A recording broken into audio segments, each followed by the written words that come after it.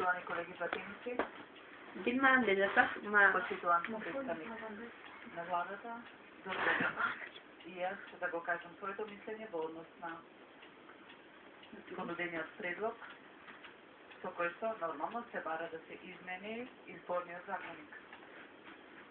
Уште на почетокот ќе нагласам дека овој предлог, меѓутоа со неколку претходни предлози, се докажува, се потврдува пак што ја докажа во моментот да се донесе изборниот законник, дека Република Македонија нема се уште стабилизирано и развиено определени сектори или области за да ги кодифицира.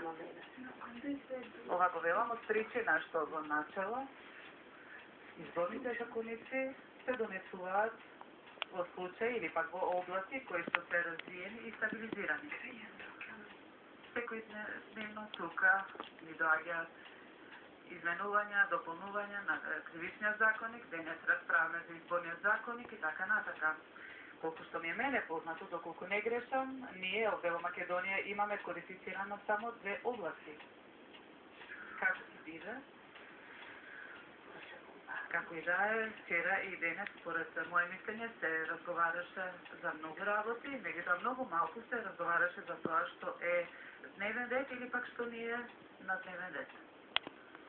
Лично јас ке настојувам да го кажам личното моје мислење во однос на понудениот предлог, посебно ке се задржам на те прашања за кои што ценам